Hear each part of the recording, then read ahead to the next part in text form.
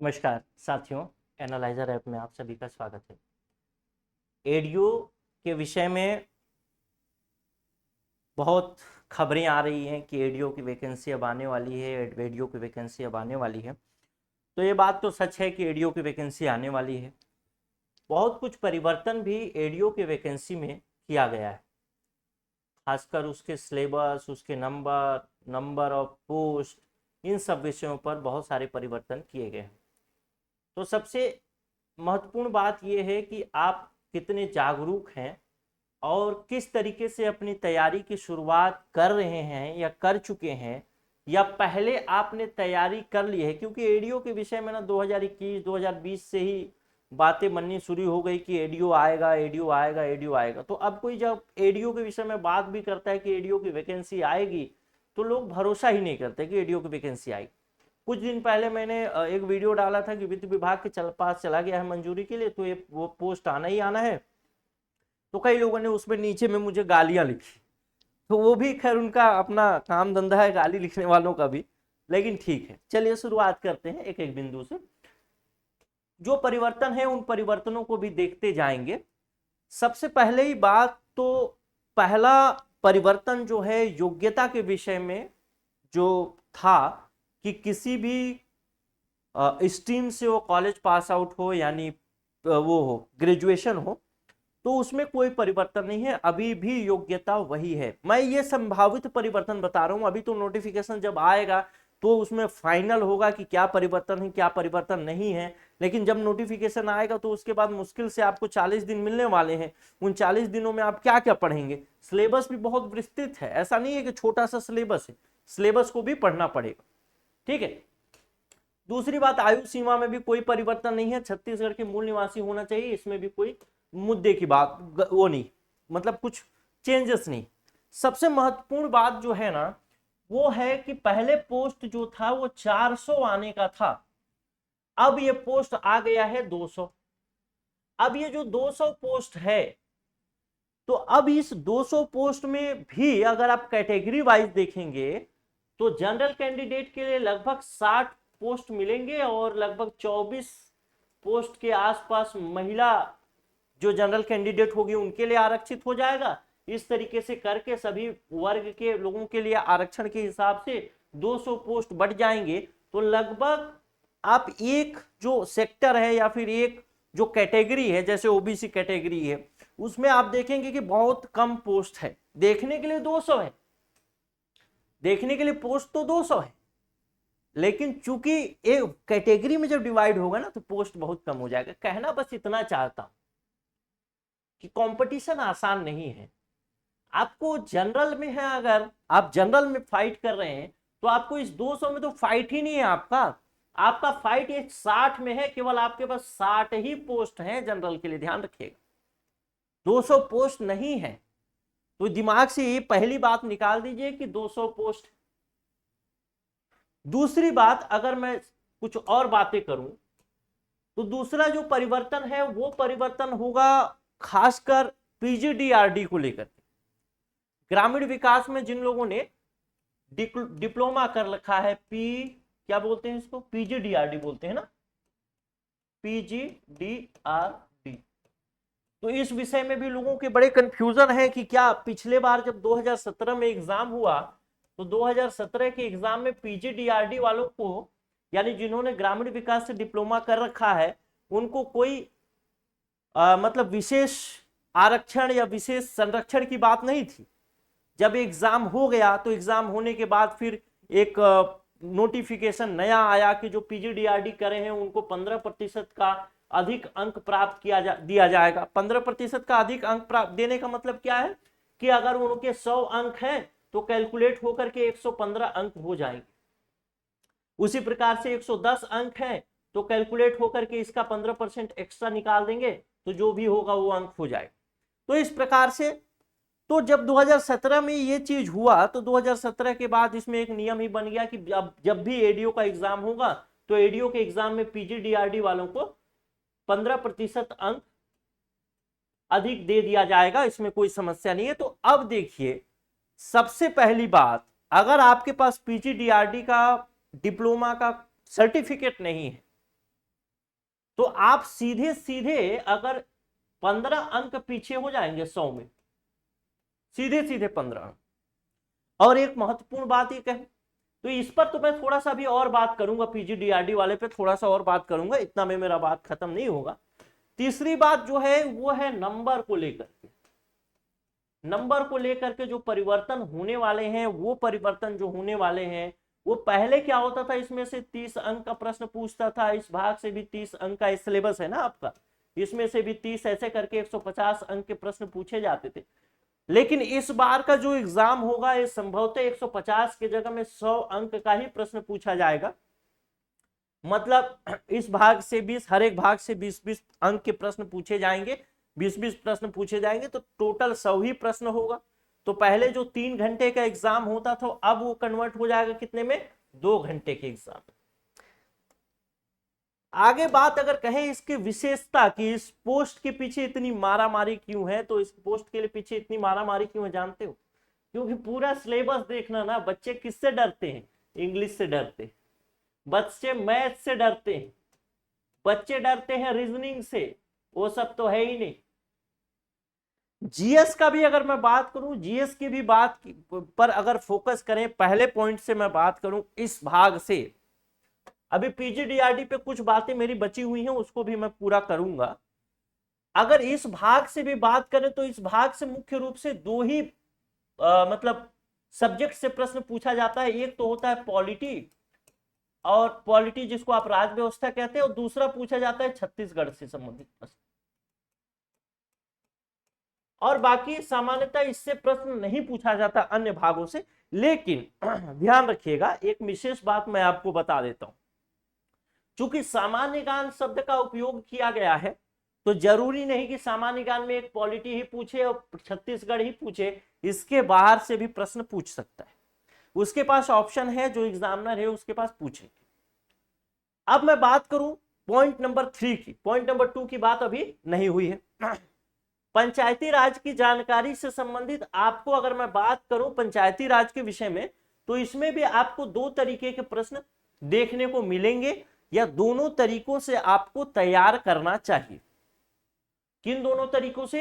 एक तो होता है पंचायती राज का एक्ट बना हुआ है, आपको 2 चीजें जब आप अधिनियम पढ़ेंगे या फिर किसी विषय को पढ़ेंगे, जैसे पंचायती राज के विषय को पढ़ेंगे, तो 2 बातें आपको मुख्य रूप से जाननी पड़ेगी। एक तो उस विषय से संबंधित अधिनियम होता है जिसको विधानसभा पास करती है, और फिर उस विषय से संबंधित, जैसे पंचायती राज से ही संबंधित अधिनियम होगा और उसी से संबंधित नियम होगा।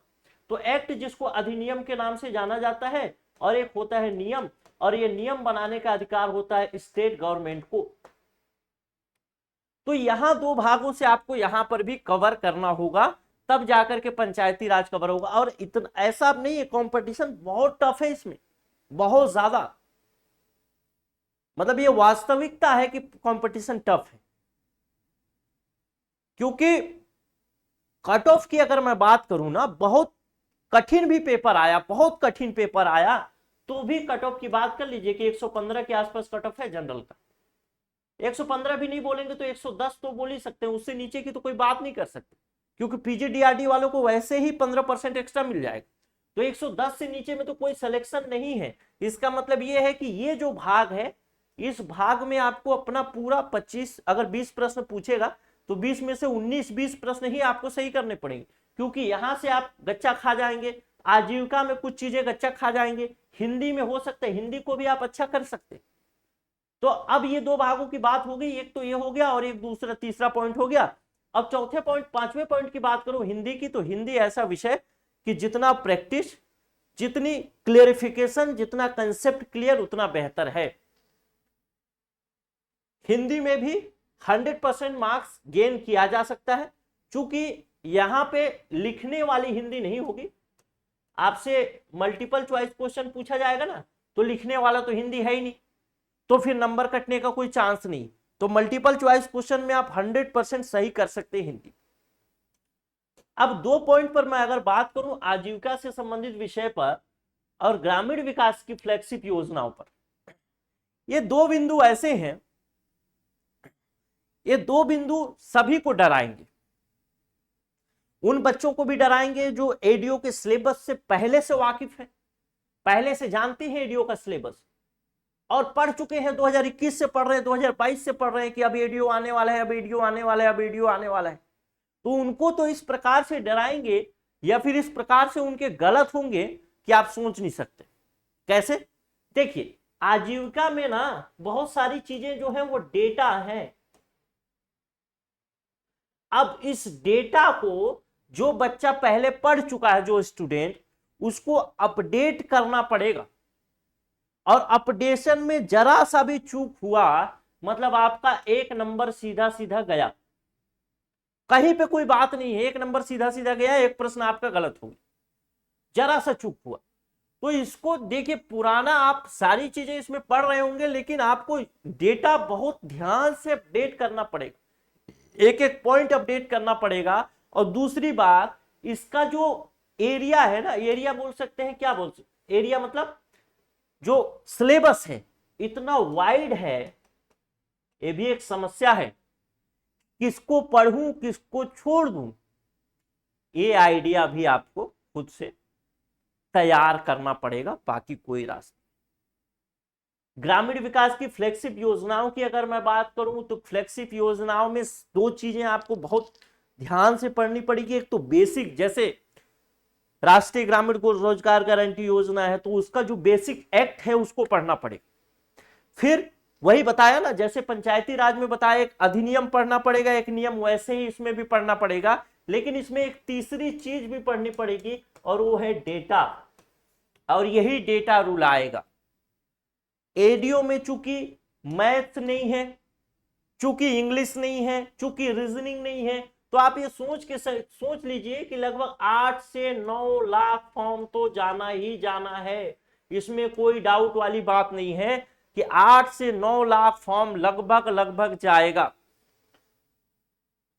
और इसमें लगे हुए लोग हैं। अब मैं बात कर देता हूं पीजीडीआरडी की, और मैं बात कर देता हूं कि उन बच्चों की जो पीजीडीआरडी नहीं किए हुए, तो कैसे किस प्रकार से मैनेज करें, क्या करें कि ठीक ठाक हो जाए। तो सबसे पहले तो मैं आप लोगों को विशेष तौर पर कहूंगा कि हिंदी, पंचायती राज, छत्तीसगढ़, इन सब विषयों को अच्छे तरीके से पढ़ लो। उसके बाद आजीविका में और ग्रामीण विकास। ग्रामीण विकास की योजना ऐसी योजना है कि जब तक आप एग्जाम हॉल में जाएंगे तब तक ये आपका पीछा करती रहेगी, पीछा करती रहेगी। क्यों? क्योंकि नई नई कोई ना कोई योजना छूट ही जाएगा, कोई ना कोई योजना छूट ही जाएगा। तो ग्रामीण विकास को आप सबसे आखिरी में करें तो ज्यादा बेहतर होगा, क्योंकि कुछ ना कुछ योजना छूट ही जाएगा। आपको लगेगा नहीं ये योजना पढ़ लेता हूं, पढ़ लेती हूं, क्या पता इससे आ जाए, इससे आ जाए, तो इसको सबसे आखिरी में करेंगे तो भी बेहतर रहेगा, कोई दिक्कत नहीं। अब मैं अगले पेज पर चलता हूं और अगले पेज पर बात करता हूं, ऑनलाइन कोर्स की भी बात करूंगा मैं। क्योंकि देखिए, यही एक मौका है एसआई की भर्ती के लिए। आपका पिछले 2018 में नोटिफिकेशन आया था, अभी 2023 में एग्जाम हुआ। एग्जाम के लिए कितना, 15 दिन या 20 दिन ऐसा कुछ समय मिला। शिक्षक भर्ती में लोग नहीं आएगा नहीं आएगा, 9 अप्रैल आंदोलन हुआ, जून में नोटिफिकेशन दिया और फट से 40 दिन के अंदर एग्जाम ले लिया। तो ये भी वैकेंसी आएगी और चली जाएगी, एडीओ का सपना सपना ही रह जाएगा। ऐसी स्थिति में आपको हताश तो नहीं होना चाहिए, क्योंकि समय कभी कम नहीं होता। उसका सही तरीके से अगर इस्तेमाल करें तो सही समय कम नहीं होता, और जीतेगा वही जो सबसे ज्यादा प्रश्न करेगा सही, उसी की जीत है। ठीक है, तो मैं बात कर रहा हूं पीजीडीआरडी की, और मैं बात कर रहा हूं सामान्य विषय, जो जिनके पास पीजीडीआरडी नहीं है उनकी बात कर लेता हूं थोड़ा सा। पीजीडीआरडी और जो है नॉन पीजीडीआरडी,